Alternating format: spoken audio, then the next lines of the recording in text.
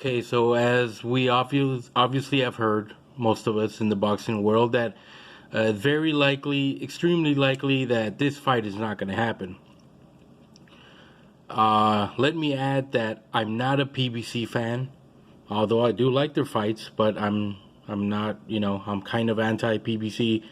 And obviously, Al Heyman is a shady individual, not to be trusted 100%, and he's a shady individual. He's a scoundrel in the sport, and I do believe him and maybe Caleb did had did have a certain degree of fault for the fallout of this fight. However, judging by Canelo's history, especially in the past 3 or 4 years, I could safely say that this guy right here is a fucking diva. Okay? He's a fucking diva. Yeah, a colossal diva. I mean, he's obviously, arguably the best boxer right now there is in the sport. However, he's a Mayweather 2.0. And again, let's go back 3 or 4 years ago. The second Golovkin fight. Golovkin was complaining about something about the money, something that they were not getting, something that they had issues with in the first fight, I believe, and it just seemed like they weren't content with how the negotiations went. Okay, so that's a starter. That's one reason. Here's another reason. Actually, another example is when they were choosing to fight Kovalev. They were going after the fight right after Kovalev had just fought Yarde, I believe. As a 30, I believe it was 36, 37, Kovalev at the time. As just, and they're going after this guy that just had a tough fight and just recovering, and he needed at least 3 or 4 months until his next fight. No, they wanted Kovalev ASAP right after the Yarde fight. They were like, well, we're gonna give you like a month to 2 months at max. 2 months, get back in the ring, and you're gonna fight the best, arguably the best boxer there is. Kovalev obviously didn't agree initially. He was like, screw this. I mean, come on, I'm tired. I just fought this guy. I need to recuperate. I'm gonna overtrain if I come and do this. And that's exactly what he did when he fought Canelo. He overtrained and he didn't recover his body right. He didn't recover the wounds 100% that he had in the Yarde fight. But he agreed because the money was good. Okay. So part of it was his fault. But nonetheless, this guy right here, and obviously Golden Boy at the time, had something to do with that. Let's see. What other example as of recent? Obviously, his whatever negotiations he had with the Charlos, with the 160-pound Charlo, like 2 years ago or something like that. Obviously, that fell off really quick. I don't think they even met at the table. Obviously, that fell off quick. They were also having trouble arguing with. I mean, coming into a deal with B.J. Saunders. B.J. Saunders also felt like he was cheated in the contract. Like he was just like Eddie Earn, his promoter at the time was just not doing anything or very little in his favor. And at the time, Canelo was, I guess he was a free agent. But obviously, Eddie Earn stepped in and took over the promotion mantle there from Oscar De La Hoya. But nonetheless, there were issues there with the ring size, with all of these things, and et cetera, et cetera. So there's another clue right there that this guy is a piece of shit. This guy made us think also that it was Golden Boy that was making the decisions, were making the bad decisions for his fights. that were making him seem like a diva, that it was a promotional company, but not him. Yes, I do believe that Golden Boy was at fault as well, but I do believe that this motherfucker right here is a fucking diva, and he has a lot to do with the negotiations. If Canelo doesn't like one thing, he's not going to fight. He's not going to agree, and it's not going to happen. He's a spoiled brat. That is what he is. And he's been known like that since he was little. I've looked up I saw his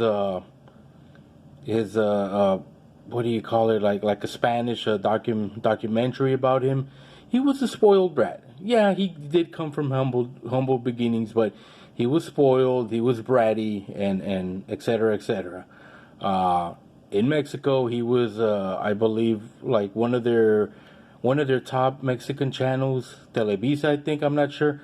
They were like, I don't know, they were making a diva out of him since then.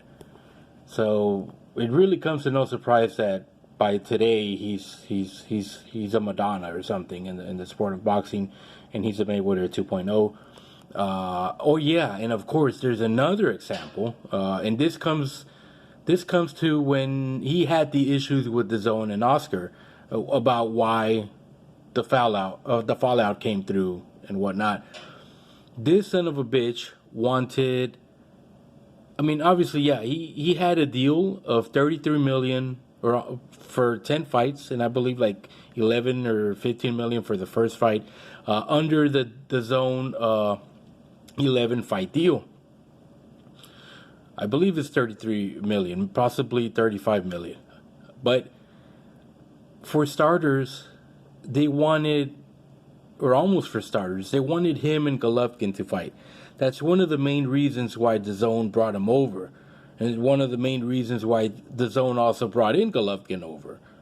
Right off the bat, they offered Golovkin like a 3-fight, $100 million deal, or maybe 5 fights, 6 fights, I'm not sure, but because that was their deal. And I'm pretty sure they made it clear to this butthead right here that that's what they wanted. They wanted Golovkin and Canelo trilogy.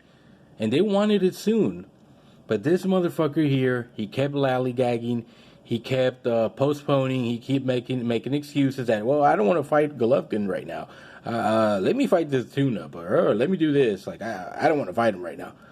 Okay, whatever. DAZN and Oscar, they gave in to his diva demands, and so be it.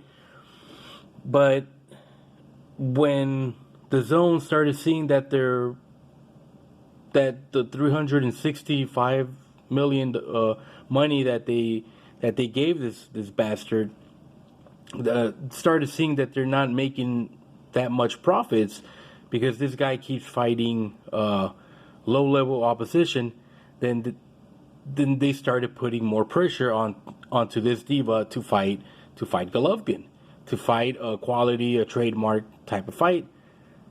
And that's when more